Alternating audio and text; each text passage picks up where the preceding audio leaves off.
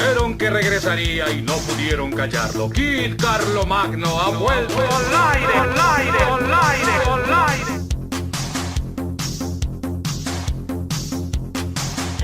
¿Qué onda, banda? Por fin un tercer episodio para todos ustedes, nuestros grandes admiradores. Estamos neta muy emocionados porque es un tema muy chingón, es matemáticas en la vida cotidiana. Entonces vamos a tratar de abordar algunos temas. Tenemos como invitado un güey muy chido y estoy aquí con mi compa, el buen Ed. ¿Cómo andas, güey? Pues bien, aquí desde tierras extrañas y pues yo diría que místicas, ¿no? Ay, güey, a huevo. O sea, estás hablando de Yucatán, güey. Ojalá, mijo, ojalá, pero no. Algún día, ¿no? Cuando sea rico y poderoso. Va. Pues tenemos a nuestro invitado, el buen Luis Victoria. ¿Cómo andas, Luis? Bien, aquí, listo para hablar de matemáticas. A huevo. Eso es todo. Pues nada, güey, queremos empezar un poco que nos comentes un poco de ti, güey, en forma general. ¿A qué te dedicas? ¿Cuál es tu nombre? ¿Por qué te gustan las matemáticas? Todo eso, y luego de ahí le damos las preguntas, güey. ¿Cómo ves? ¿Sí está bien? Va. Vas, preséntate. Eres libre. Bueno, pues dale, ¿no? Ok. Bueno, pues a mí me gustan las matemáticas. ¿Por qué? No sé la verdad, pero me gusta. Y para mí es suficiente. Okay. Estudié en SFEM, la Escuela Superior de Física y Matemáticas en el Poli. Me gusta, de todas las matemáticas, la parte que se llama álgebra es la que más me gusta. Es la más fácil, para mi opinión. ¿Qué más? Pues me dedico a dar clases de matemáticas, me gusta enseñar. Y hasta ahorita pues es lo que sigo haciendo, enseñar. Güey, qué chido, neta. Aquí. Sí. Y bueno, Pues sí. el que está en tu imagen, güey, de perfil, ¿quién es? O sea, ¿es un personaje de las matemáticas o...?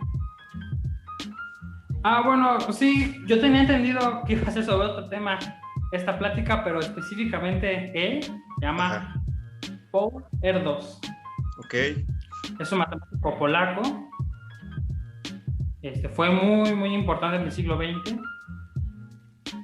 Sí.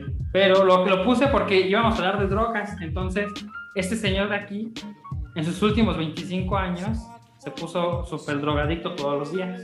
Ya. Huevo. Chido, güey. Huevo. ¿Sabes qué sustancia se metía? Creo que se traduce como benzidrina. Ya. Es metanfetamina. Ok. Hola. Wow. Uh-huh. Pero la historia está un poco conflictuada en cuanto a por qué las consumía. Unos dicen que lo hacía porque estaba deprimido después de que su mamá se murió. Se deprimió mucho y le recetaron eso. Ya saben, es el siglo XX donde todas las cosas pasaban muy locas, ¿no? Pero bueno, le recetaron la metanfetamina y se volvió adicto a la metanfetamina. Bueno, no adicto, pero la consumía todo el tiempo. Ya. Otros dicen que nada más lo hacía porque pues le gustaba. Entonces, ¿cuál es la verdad? Pues quién sabe. No, y es algo interesante porque, o sea, yo creo que está más estigmatizado el decir, es que me gusta consumirla, pero si tienes una justificación como la muerte de tu madre, no se ve tan mal socialmente. Yo creo que por eso se creó ese mito, güey, de decir, no, es que se le murió a alguien cercano para darle, pues, una respuesta más factible, pero pues, igual, si te gusta, no tiene nada de malo. Pero, pues, no sé, ese tema lo vamos a tocar, pero primero vamos con otras preguntitas. Ok. Más. Y ya que tú eres maestro, yo creo que te van a interesar. Bueno, ¿quieres decir algo, Ed? Pues no, o sea, me parece súper interesante que Victoria arranque pues el tema principal, fusionándolo ya en corto con el siguiente tema, que es la droga. Y puta, o sea, le dio en el clavo también porque nos está dando pauta también al hecho de la muerte, ¿no? O sea, estos tres grandes temas que queremos, pues no sé, tratar de fusionar. Vic le dio al punto, o sea, dijo, ¿sabes qué? Me voy a ir como gorda en tobogán, chica tu madre, vamos a Claro. darle, ¿no? Y eso está bien chido. Pero por decir, yo lo que quería saber algo, Vic, es ¿qué me podrías decir de este personaje que haya sido relevante dentro del mundo de las matemáticas? Bueno, una forma de medir tu impacto como matemático, como científico, es el número de artículos que has publicado como autor principal o como coautor. En las matemáticas, que es una rama muy reducida, muy poca gente se dedica a las matemáticas, el número, por ejemplo, decir 10 artículos, a lo mejor sonará muy poco en ciencias políticas o en física, pero en matemáticas son muchos. El matemático que más ha tenido ese tipo de número ha sido Euler. Euler, un matemático grandísimo también, que por cierto se quedó ciego en sus últimos años. Donde quiera que estés, papi. Sí, no, se murió en el siglo XVII, no manches. Claro. Él se quedó ciego en sus últimos años, pero produjo la mayoría de sus artículos muy importantes, muy importantes. Y su número es alrededor de 800 por ahí. Gigantesco ese número, es muy grande para hacer un matemático. Pero ese señor, Paul Erdos, tiene 1400. Entonces, su impacto ha sido gigantesco en las matemáticas. Es muy grande sobre todo para divulgar las matemáticas, pero no para todos, sino entre los matemáticos jóvenes. Uno de sus alumnos es el matemático más inteligente que ha existido en estos últimos tiempos, se llama Terence Tao, y él lo conoció cuando tenía 6 años, y en los 6 años ya andaban ahí ellos dos publicando artículos. No mames. Entonces, este señor es muy grande por esto, por divulgar, porque pues, hay historias de que viajaba, de que vivía en la calle, de que no le importaba tener que comer puro pan para llegar a un lugar y conocer matemático nuevo o divulgar matemáticas. Por eso es una figura muy enigmática, porque hizo matemáticas de forma no ortodoxa. Claro, güey, o sea, era un personaje, un vagabundo, por así decirlo, si me permites llamarlo de esa manera, un vagabundo de las matemáticas, ¿no? O sea, sus métodos parecieran ser no los más convencionales, pero al final de cuentas el fin de él era la divulgación, ¿no? O sea, y eso está súper chingón, o sea, no lo limitaba el hecho de, no sé, la distancia, el tiempo, ¿no? O sea, bueno, sí, creo que el tiempo sí, ¿no? Pero la distancia y las circunstancias no eran un límite para poder entender un poquito más de las matemáticas, ¿no? Algo que me gustaría preguntarte, Vic, es, ¿tú crees que nosotros creamos o descubrimos las matemáticas, viejo? No, definitivamente son creadas. O sea, definitivamente, cuando tú lo piensas de forma fría y calculadora, te das cuenta de que es una creación humana. O sea, no hay discusión al respecto. ¿Por qué lo digo? Pues es muy sencillo. Nosotros, las matemáticas son abstractas. Lo podemos saber cuando queremos decir, nosotros contamos, por ejemplo, una manzana, una pera, un durazno. Pero el concepto de una sola cosa, o sea, el uno no existe en la vida real. Existe una cosa, una manzana, existe una pera, pero uno o o sea, el número 1 no existe en la vida real.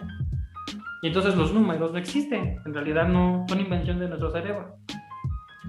Y luego te vas a los números decimales, como ejemplo como pi, el número la raíz de 2, que no existen, no existen. Son números que simplemente hemos inventado, que describen cosas muy importantes, son útiles, pero de ahí en fuera no existen.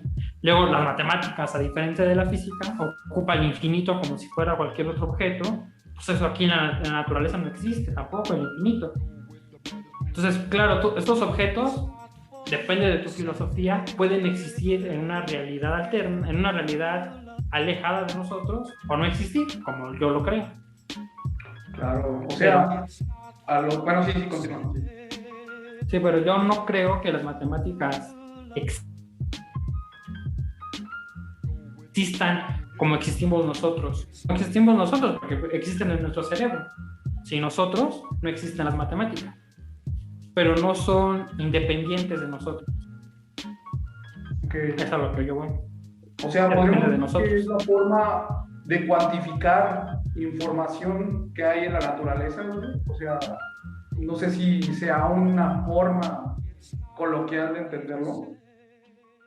Pues sí, sería una forma de verlo, pero eso sería limitarte nada más a cuantificar. Okay. Hay más cosas. Por ejemplo, medir, que es la geometría, y está incluso estudiar objetos matemáticos, que eso es el álgebra. Sí, claro, claro. Entonces, por ejemplo, cuantificar lo podemos definir como el cálculo que nos enseñan en la prepa. Eso es cuantificar. Medir sería geometría. El álgebra es estudiar un montón de objetos matemáticos juntos. Pero eso es a lo que yo voy.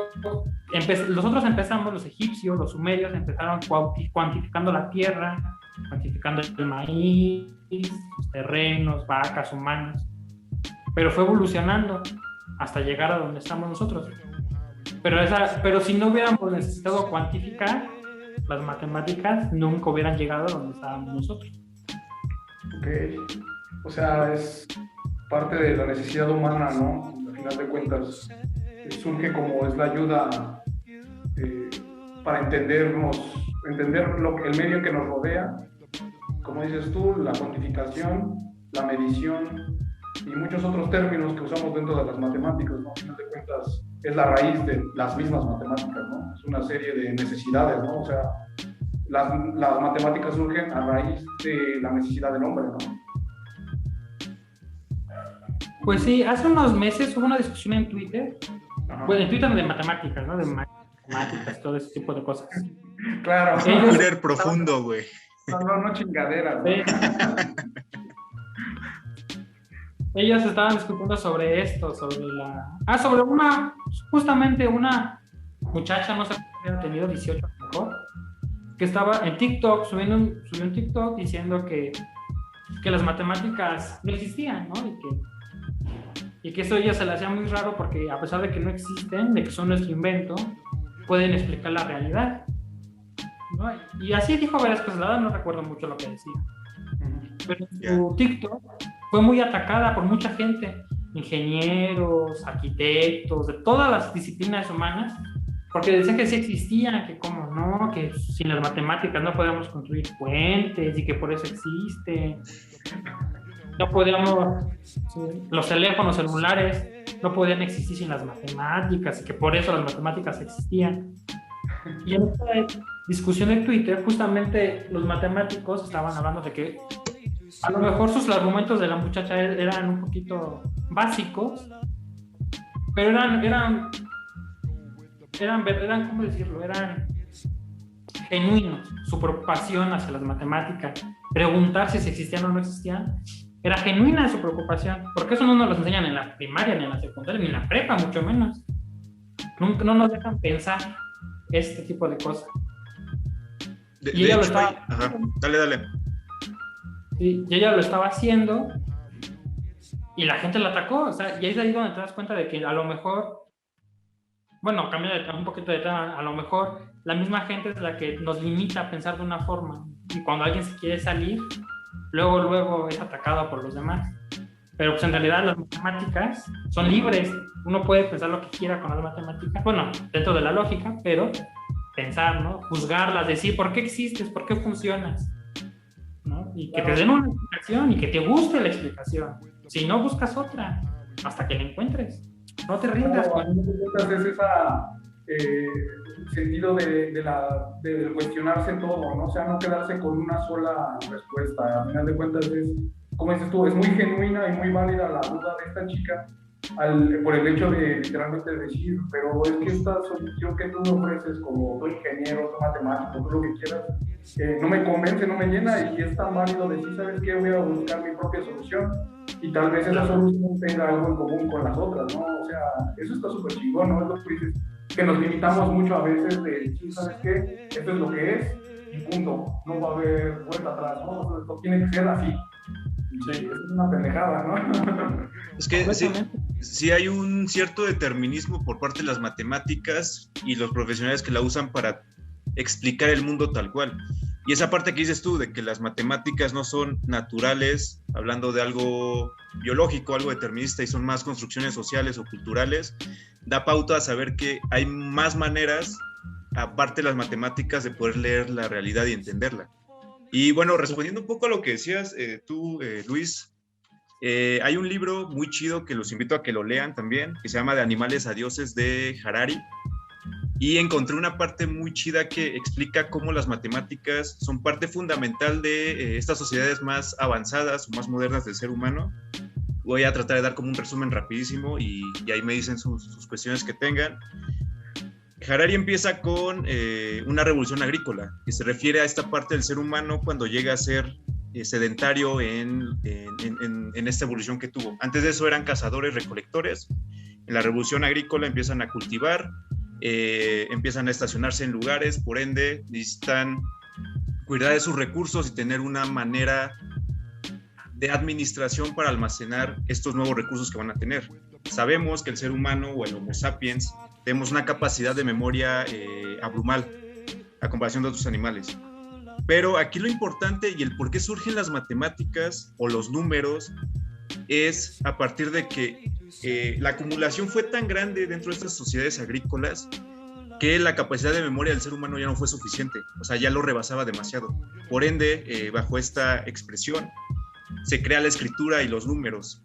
Y es algo bastante chido porque este autor dice que los sumerios fueron los primeros en inventar un sistema numérico y son los primeros vestigios de algo escrito. Y uno pensaría que lo primero escrito de los seres humanos es un poema o hablar de los animales o lo que sienten sobre la vida, y no. O sea, lo primero que encontraron fue una lista de lo que debían otros seres humanos a ellos, otros agrícolas a ellos. O sea, la lista era de, no sé, deben 7 papas a tal persona. O sea, de ahí empieza una burocracia y una administración. O sea, eso fue lo primero que escribió un ser humano. Y te das cuenta de la magnitud que tiene las matemáticas para nosotros. Claro. Es un sistema de almacenamiento, desde ahí surge los números.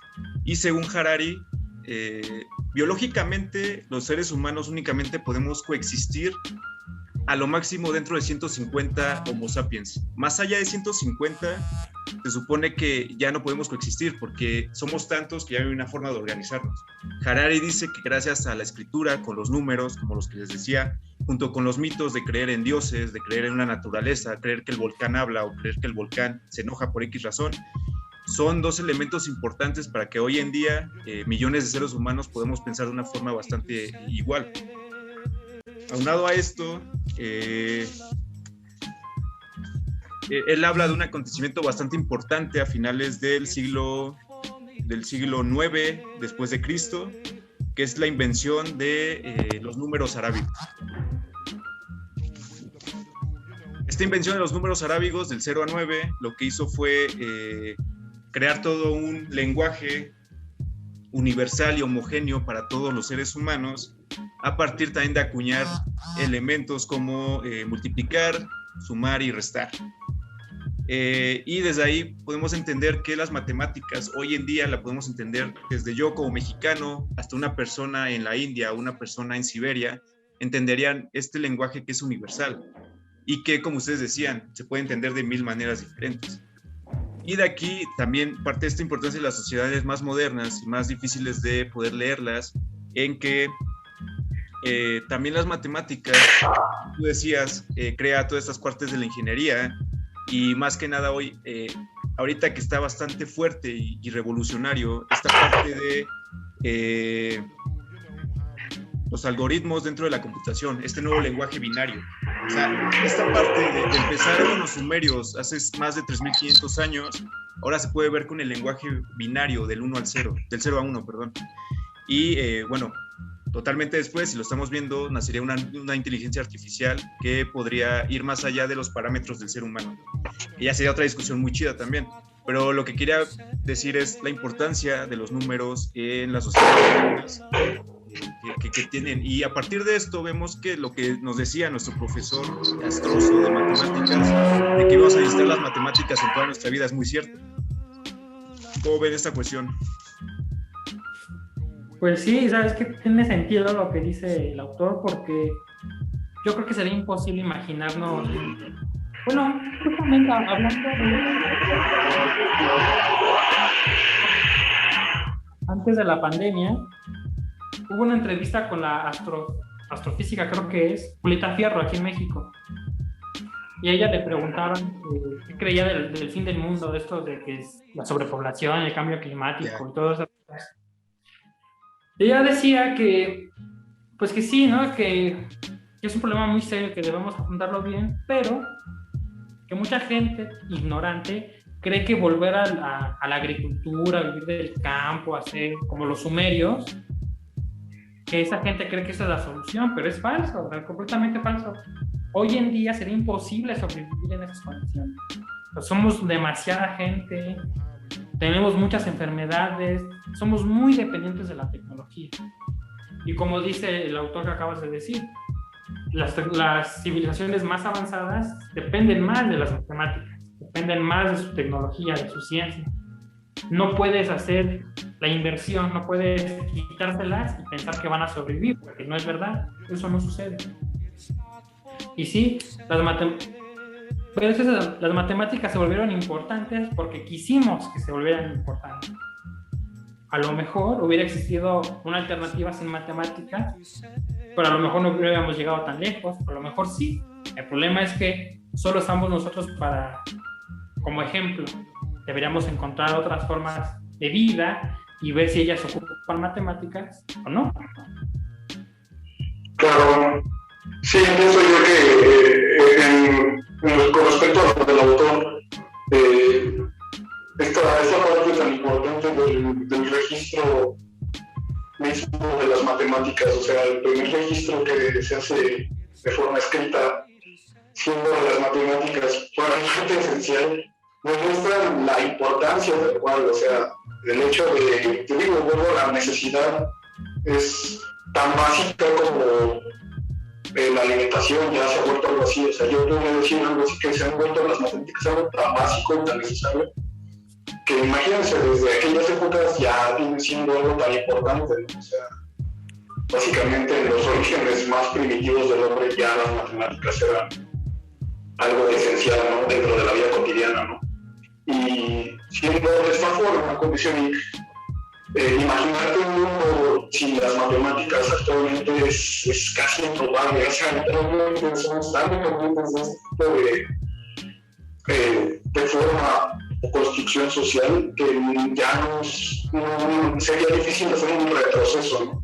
No me refiero tal cual a las matemáticas, porque es un hecho de que retroceder en las matemáticas lo veo inconcebible, ¿no? Sino más bien el hecho de volver a la comunidad sí debería ser un reto muy difícil para poder regresar y volver a dejar de ser tan dependientes de este tipo de tecnologías. Más bien, yo pienso que es concentrarnos en evolucionar en cuestiones matemáticas, en cuestiones de ciencia, para poder solventar esta catástrofe mundial, porque, como dicen, ya no hay recursos, o sea, básicamente nos estamos acabando con todo. Y matemáticamente se ha comprobado que necesitamos inclusive el doble de tierras para poder solventar la cantidad de población que existe actualmente. O sea, a fin de cuentas, tal cual las matemáticas nos dicen, ¿saben qué? Ya no hay más tierra para lo que estamos haciendo, entonces tendremos que buscar dentro de las mismas matemáticas la solución para este problema que hemos creado pues, ya desde hace unos cuantos siglos. Y pienso yo, no sé tú qué piensas acerca de ¿podremos encontrar en las matemáticas la solución para un mejor futuro? Por así decirlo, o sea, no sé tú qué piensas, Vic. Nada más tantito, antes de que respondas, Vic, ya se va a terminar el tiempo, entonces déjenles enviar otro link y nos conectamos, ¿va? Vamos a poner pausa. Nada más la pregunta, ¿cuál era? ¿Solución de matemáticas? Para un mejor futuro. A un mejor futuro, va.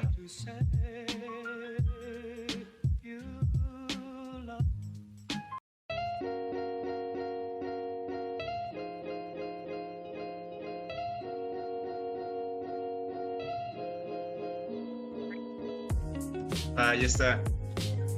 ¿Está bien? Nos quedamos, bueno, después de una parada técnica. La pregunta era que si las matemáticas podrían ser una respuesta para mejorar el mundo actual. ¿Cómo ves, Victoria? No, yo creo que no. Yo creo que aquí entra la confusión. A ver. Desde la primaria siempre nos dicen, ay, las matemáticas son lo máximo, son lo más importante. Pero pues no creo, o sea, honestamente, aquí en realidad un mejor futuro, una mejor vida, tendremos que preguntarles a todas las disciplinas de la humanidad, desde las matemáticas, claro, pero también a la física, que a la química, a la medicina, a la educación sobre todo, a las políticas. Todos en conjunto podrían hacer un mejor futuro, pero las matemáticas solas sería completamente imposible. Además, las matemáticas no sirven para responder ese tipo de preguntas, o sea, están muy fuera de su alcance. Es entre todos nosotros los que tenemos que averiguar eso. Las matemáticas por sí solas no podrían. Sí, eso no es una pregunta que no va, yo creo que las matemáticas. Entonces, podríamos decir que lo que estábamos hablando precisamente de los modelos matemáticos para hacer cálculos en los que, como había dicho Aldo al principio, bueno, del autor, comentaba mucho que al principio se formularon una lista de quién debía a quién para salir. Es la burocracia, güey. Claro, exacto, pero más allá de eso podremos usar modelos matemáticos que nos ayuden por lo mismo de que ya es incontablemente difícil calcular ciertas características, pero podemos hacer modelos predictivos donde podemos aprovechar a las matemáticas tal cual en sistemas ya computacionales actuales para poder, no sé, usarlos en nuestro beneficio a esos alumnos. Yo quiero responder antes de que responda Victoria la pregunta. Es una pregunta bastante, yo diría, intimidante, en el sentido de querer ver al ser humano como un ente maleable y que se puede construir como se quiera. Aquí yo creo que la respuesta vendría de las ciencias sociales, más que nada porque el objeto del estudio de las ciencias sociales es la misma sociedad. Y las ciencias sociales lo entendemos como esta parte de que el ser humano es cambiante muchas veces. O sea, la diferencia en que se ve en las ciencias llamadas duras, donde están las matemáticas, la física, la biología, la química, y las ciencias sociales, donde estaría ciencias políticas, sociología, filosofía, economía, toda esta parte, ¿no? Es lo que las divide, es que el objeto de estudio de las ciencias sociales no lo podemos tener en un laboratorio, y peor aún, nosotros que lo estudiamos en la sociedad somos parte del mismo objeto de estudio. Entonces ahí es donde simplemente todo se complica. Está la novela de Un Mundo Feliz, donde el autor Huxley, que también fue una persona que se murió con altas dosis de LSD, que después hablaremos de eso, él lo decía muy bien. O sea, él habla de una ingeniería social, de una sociedad que se basa en la técnica, en la ciencia, en esas ciencias duras, y lo que nos damos cuenta es que predeterminan al ser humano para beneficio de otros. O sea, en la novela se habla de que un ser humano que está en las castas más bajas lo acepta porque así nació, o sea, biológicamente así fue creado en esta novela. Yo creo que ahí hay que tener cuidado porque llegamos a se le llama darwinismo social, el creer que el más fuerte es el que predomina, pero está mal dicho, se llama más un maltusianismo social. Y hay que tener cuidado ahí porque podemos llegar a ideas un tanto fascistas de creer que el ser humano tiene respuestas a través de teorías como, teoremas, matemáticas, que somos un ser que nada más estamos determinados a hacer ciertas cosas. Y no, al contrario, somos seres muy libres que cambiamos bastante rápido. Y ahí es donde radica la importancia de las ciencias sociales, de entender al ser humano a partir de estos cambios tan rápidos y tan bruscos que no dejan dar una lectura muy, muy rápida. Es lo que quería decir, nada más. Pues sí, tienes toda la razón. Es decir, las matemáticas que pueden cuantificar miles de cosas, muchos conceptos abstractos, pero el ser humano es imposible de cuantificar. Puedes cuantificar ciertos aspectos de él, por ejemplo, el algoritmo de Facebook para los comerciales, YouTube, Google, pero nada más cuantificas ciertas partes que te interesan, no puedes cuantificarlo completo. Y mucho menos, por ejemplo, es que los humanos somos muy, muy sensibles mentalmente. Ahí están todos los comerciales de Donald Trump cuando fue la elección del 2016, ¿no? Que British Analytica, ¿no? Fue lo que desveló. y que lo ocuparon también en Colombia, Brexit. no, Colombia no, en la India. En la India. Bueno, Brexit, toda Ujú. la manipulación, es que muchas personas creen que nosotros los humanos somos lo máximo que va a existir, pero en realidad somos bebés todavía, no somos nada. ¿Y te das cuenta por eso? Por cómo tan manipular a la comunidad. Es muy fácil. Del humanismo, ¿no? Decimos que el hombre es el centro, por ser el ente más evolucionado en esta tierra, tiende a ser el centro de todo este microuniverso, y al final de cuentas dejamos lo esencial de lado, ¿no? Que es parte, como dice Victoria, ya lo voy entendiendo de cierta forma, en la que no podemos confiar tanto a las matemáticas en solucionar los problemas del mañana. Simplemente es una unión tanto de matemáticas, de física, biología, ciencias sociales, política. Muchos de estos aspectos tienen que unirse para crear, hacer, como quien dice, para solucionar esta gran problemática que nos aqueja en nuestros días, ¿no? A final de cuentas va a pasar lo mismo con el hombre, ¿no? Si el hombre se ve a sí mismo como el ser por encima de todas las especies, que inclusive dentro de esa cadena está por encima de la misma tierra, pues está condenado a básicamente la destrucción, ¿no? Porque está saltándose por encima de muchas otras, por encima de toda esta cadena, que en realidad no es como tal una cadena, sino todos somos el mismo concepto, ¿no? Al final de cuentas todos estamos amarrados a este mismo pedazo de tierra, y es inconcebible vernos como el centro a sí mismo. O sea, al final de cuentas tenemos que estar en consideración tanto como de la naturaleza como de los animales. O sea, sí, más o menos ya voy entendiendo el punto a lo que quería llegar Victoria, explicándome que sí, las matemáticas no, por sí solas no van a resolver todo. Exacto, también el hombre por sí solo no va a resolver las cosas, tiene que aprender a sobrellevar todo lo que lo rodea, ¿no? Sí, hay que entender que la respuesta a los problemas sociales deben ser interdisciplinarios, o sea, tanto ciencias sociales como ciencias duras. Porque Sí, claro. podemos caer en determinismos tecnológicos. Hay gente que dice que gracias a la imprenta o gracias a estos grandes mecanismos tecnológicos, la humanidad ha ido creciendo. Que también ahí es donde hay otro debate de qué es el desarrollo, qué es el progreso. O sea, también creemos que la historia de la humanidad es lineal y va hacia arriba, y no, o sea, se sabe que no es así. Y eso viene también de ideas humanocentristas, como bien tú lo dices. Hay que tener cuidado con eso del determinismo tecnológico, porque, como les decía, hay gente que cree que la imprenta dio lugar a la ilustración, y dejan de lado cuestiones como lo de Martín Lutero, que él se cuestionó lo que hacía la iglesia en ese entonces, y ese también es otro de los elementos, entre más del por qué el humanocentrismo, la ilustración o el siglo de las luces tuvo la importancia que hoy en día, con esa sociedad moderna, todavía tenemos toda esta carga cultural de aquel entonces. Sí, exactamente. Es que, por ejemplo, cuando uno piensa desde niños, ¿no? Nos dicen que en África la gente se está muriendo de hambre, y que sigue siendo una realidad. Y inventan miles de problemas. ¿Qué es esto? ¿Qué es aquello? ¿No? Por ejemplo, cuando yo era niño, no sé si ustedes les contaron, decían que era porque se desperdiciaba mucha comida, que se producía mucha comida y no llegaba hasta allá y que no sé qué.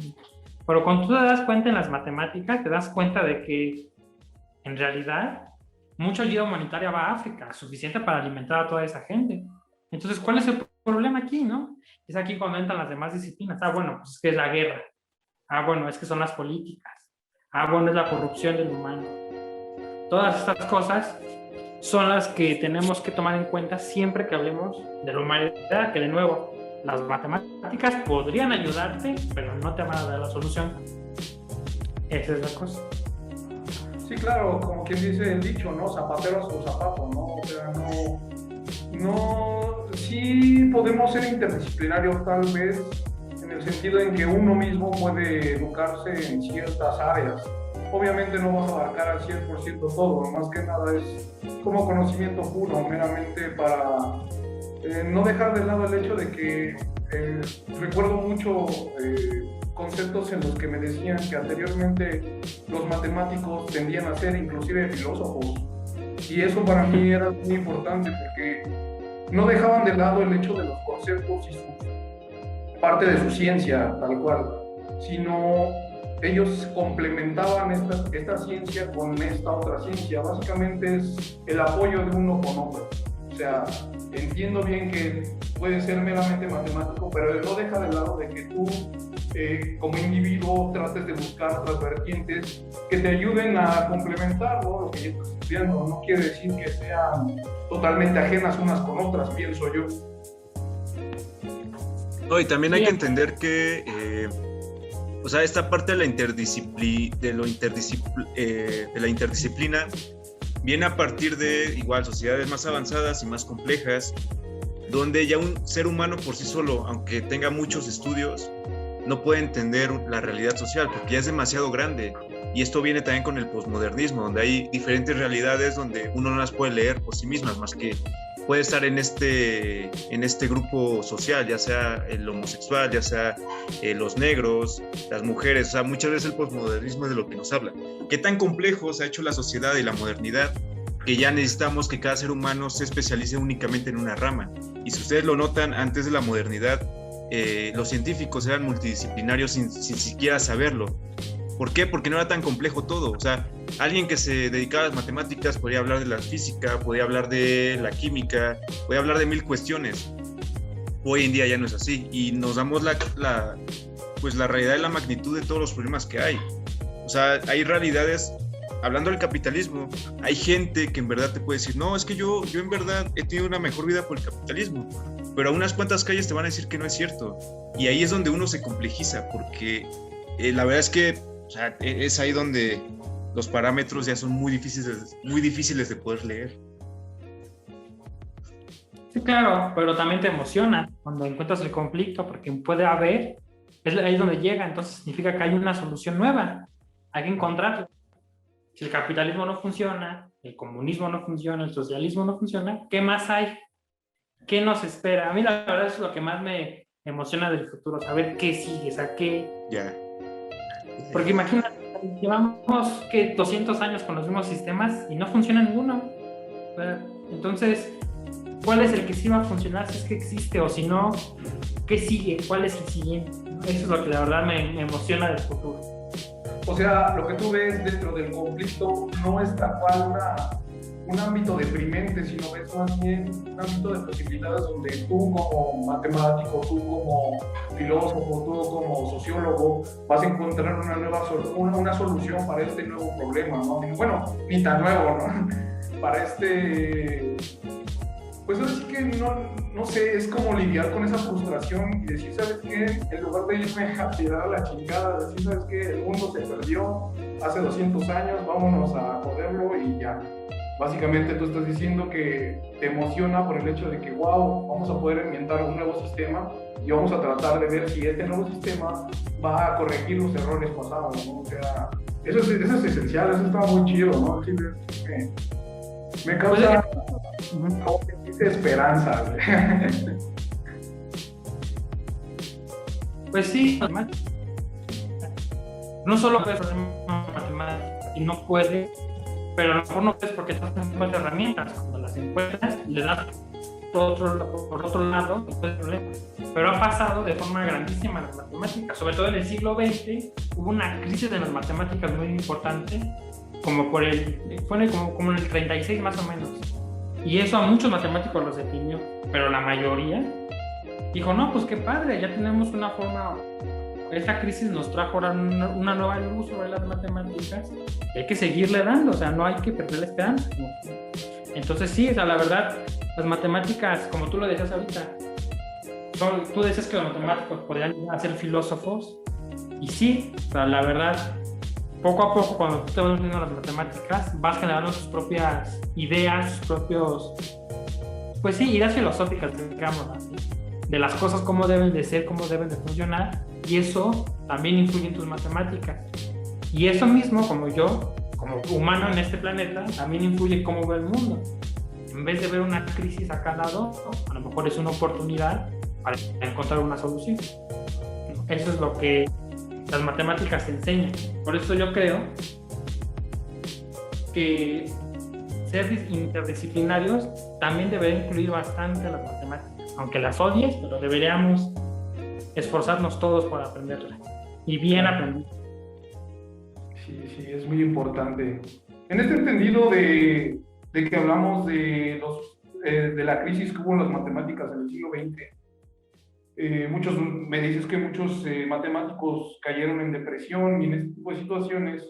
El personaje que nos presentas en tu foto actual, que nos comentabas al principio, que él era una persona que tuvo una pérdida importante en su vida, en el cual él se sumió en una depresión que solventó con opioides, ¿no? A final de cuentas. ¿Me podrías decir que hay una relación directa entre... bueno, es claro que sí hay una relación directa entre la muerte de su madre y el consumo de estos opioides, ¿no? Pero ¿crees que este tipo de consumo de opioides afectó profundamente en el hecho de sus publicaciones? O sea, en el ámbito matemático. Pues bueno, hay una anécdota muy graciosa que hablan de él, que uno de sus amigos le dijo: te apuesto $500 a que no puedes dejar de drogarte por 30 días. Y Paul lo hizo, dejó de consumir la metanfetamina, por 30 días. Al final de los 30 días, cuando recibió el pago, le dijo a su amigo: me acabas de enseñar 2 cosas. Una, que no soy adicto. Y 2, que las matemáticas se han atrasado un mes. Por lo que dice, señores. Mamoncito salió, güey.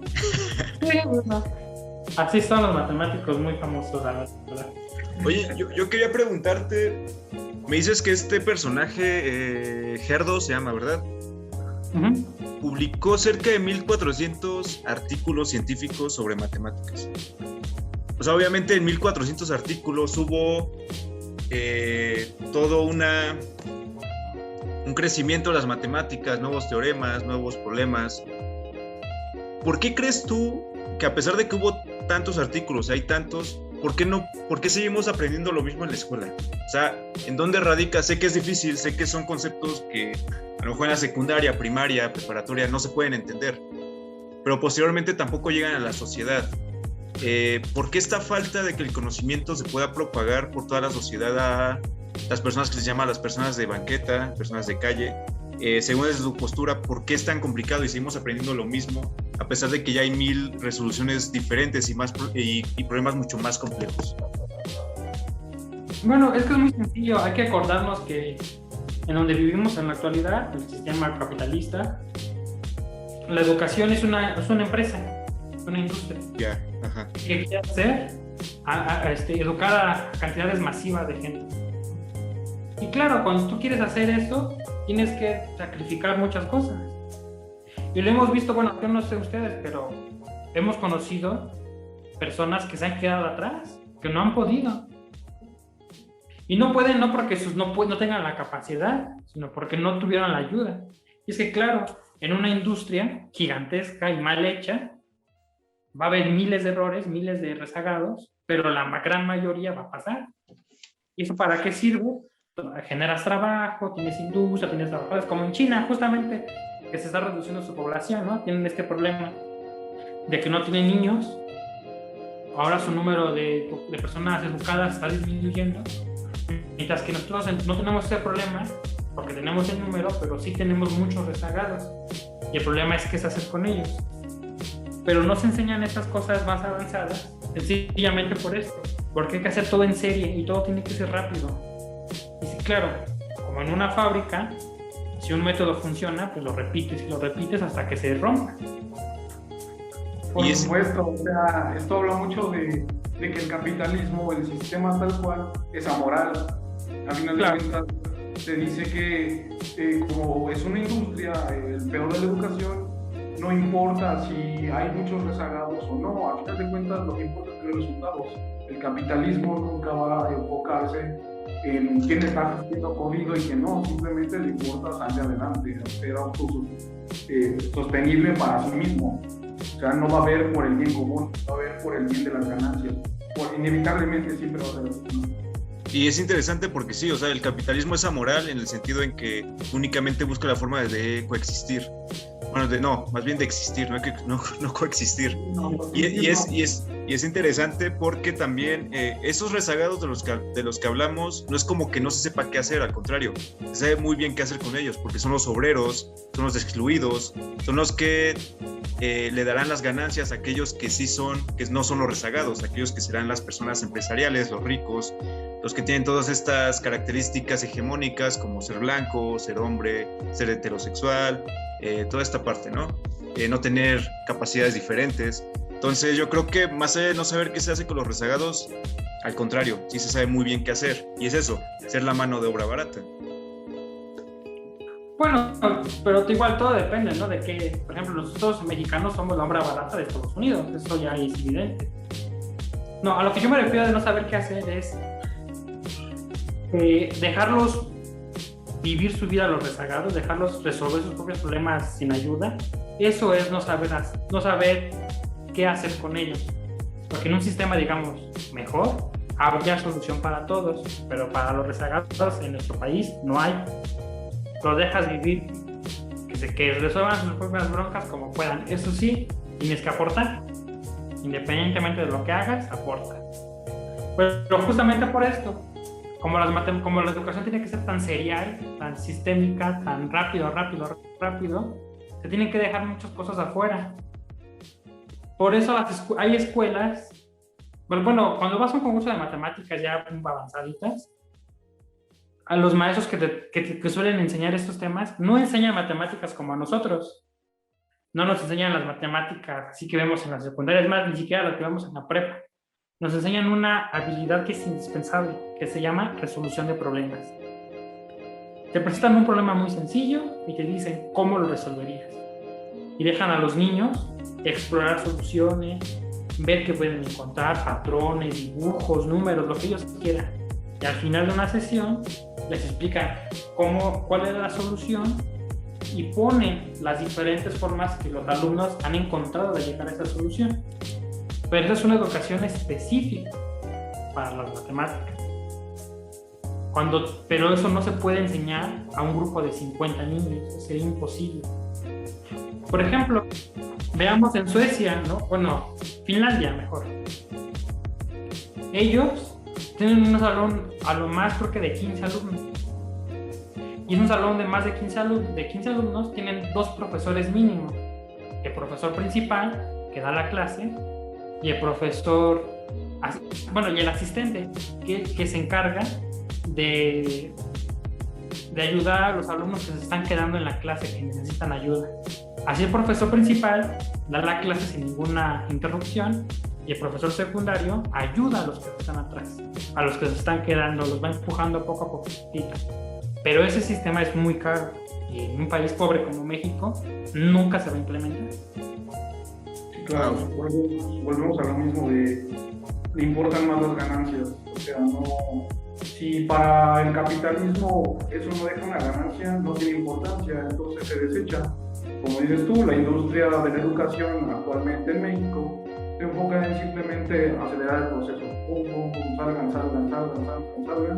Todo un chingo de conocimiento que no entiendes, que no captas, que no procesas de la forma correcta. Y simplemente espero que seas funcional dentro de mi línea de trabajo. Es la única meta que tiene esta industria. No espera que haya líderes, no espera que haya líderes de opinión, no espera que haya gente con criterio. Simplemente espera que seamos todos amanerados, que sepamos seguir órdenes y simplemente seamos esa mano de obra barata. Sí. Y también hay que entender que más allá de un país pobre, también actualmente estamos en un contexto donde los estados, naciones se tienen que adelgazar, en el sentido en que debe de haber más demanda privada y menos demanda pública. Entonces, entre menos el estado tenga que realizar como derechos humanos, le conviene más porque así ahorra dinero para el sector privado. Y por desgracia es ahí donde podemos hablar de qué es lo importante y qué no es lo importante. Y en México y en muchos países dentro de este contexto que se llama neoliberal, podemos ver que la educación es lo menos importante y podemos aunarlo a también la parte de la mano de obra barata. Quería preguntarte, Victoria, hablando de esta parte de la educación, tengo 2 preguntas. La primera es sobre las matemáticas y la facilidad para entenderlas. Lo que quiero decir aquí es, ¿qué tanto tú crees que un matemático actual llegó hasta ese punto desde el hecho de que de una forma a lo mejor innata tenía facilidad para entender las matemáticas? Yo en lo personal recuerdo mucho que me costaban mucho las matemáticas, aparte de que nos dejaban mucha tarea en la escuela, y desde ahí encontré el odio hacia ellas. Pero había muchas personas que no entendían el por qué, se les facilitaba demasiado, o sea, entendían más rápido las cosas que otros. ¿Tú crees que eso es una parte fundamental de llegar a ser un matemático? Es una pregunta. Y la segunda es, ¿por qué las matemáticas son relacionadas con lo difícil o aburrido? Esto lo relaciono un poquito también con, bueno, actualmente hay datos en el que se dice que los humanos de hoy en día tenemos un cerebro mucho más pequeño, bueno, no mucho más, sino que se ha ido reduciendo a comparación de los humanos, los Homo sapiens de hace 30,000 años. Y eso tiene que ver también con nuestra pereza mental que tenemos hoy en día. Y yo creo que la pereza mental no se puede relacionar con las matemáticas, al contrario. Las matemáticas casi siempre tienen estos ejercicios como para motivarte a pensar más. Y la otra parte sería también, de esta misma segunda pregunta, leí un poquito sobre un autor, no sé si lo conozcas, es un autor español que murió hace cerca de 5 años, me parece. Se llama Mariano Mataix Lorda. Esta persona lo que hizo, bueno, la importancia radica en que hizo varios libros para que los niños se pudieran acercar a las matemáticas de una manera pedagógicamente más amigable. Lo que él hacía a grandes rasgos era hacer los teoremas o los problemas matemáticos y a partir de ejemplos de la cultura pop. No sé, por ejemplo, preguntaba algo de matemáticas y lo relacionaba con Star Wars, que se me hace una manera bastante divertida y diferente de hablar de las matemáticas. ¿Cómo ves esta parte? Pues mira, justamente que era lo que estaba pensando en estos momentos. Uno de mis maestros decía que había 3 filtros en la educación matemática en México, por lo menos. La primera son las fracciones. Yeah. La segunda es el álgebra. Y el tercero es el cálculo integral y diferencial. Los dos. Entonces decía, un niño que no sepa fracciones, le va a ser imposible pasar álgebra. Un niño que no sepa álgebra y fracciones no va a poder pasar cálculo. Y un niño que no pase cálculo no va a llegar a la universidad. Así de sencillo es. Wow. ¿No? Entonces, justamente este profesor, bueno, se equivocó un poco, ¿no? Porque yo en lo personal, para mí las fracciones fueron lo más difícil que tuve que aprender en mi vida. Yo no supe hacer fracciones hasta que estaba en la prepa, hasta que estaba en primero de prepa. Fue cuando se me cayó el 20 de, ya las entendí, ya sé cómo. Yo me salté fracciones porque a mí me enseñaron álgebra muy bien, muy bien, y desde ahí yo me enamoré de las matemáticas, desde que me enseñaron álgebra. Eso fue en la secundaria, en segundo de secundaria. Pero, hablando de que si estaba predispuesto a esto o no, un matemático mexicano que se llama Ernesto Lupercio una vez fue a la escuela y nos dio una conferencia. Y él hablaba de que a nosotros los matemáticos nos gusta decir que escogimos las matemáticas porque nos gustan, porque nos llaman la atención. Pero él decía que no. Él dice que son las matemáticas que nos escogen a nosotros. Las matemáticas escogen esas personas se vuelven matemáticos. Entonces yo pensando en esto, me cuenta de que pues sí, siempre, digamos, los estereotipos de un matemático que le gustaba los patrones, que le gustaban los números, que le gustaban todo ese tipo de cosas, sí, yo las hacía, pero me pude haber desviado del camino y volverme otra cosa. Pero en cambio, cuando la álgebra llegó a mí, fue cuando tuvo tanto sentido para mí, no los puedo explicar, pero tuvo tanto sentido que dije, están bien fáciles, las matemáticas son lo más fácil que puede existir en el mundo. Y uno de mis estudiantes me dijo una vez, me decía que cómo era posible que yo supiera tanto de matemáticas, qué tenía que hacer él para saber como yo. Y yo le dije, o sea, de la forma más normal del mundo, es que tú tienes un cerebro como el mío, no, literalmente no tienes nada en contra, más que tu propio estereotipo, tus propias trabas mentales que te detienen. Si te las remueves, tendrás un cerebro como el mío y vas a saber exactamente lo que yo sé. La diferencia es que yo las aprendí de una forma que me gustaron y tú no. Y esto es lo que nos ha distanciado. Claro, o sea, es este detalle. Más tantito, Ed, ya se va a acabar también el tiempo otra vez. Pero me encantó mucho que hayas podido responder esta llamada, porque está súper chingón.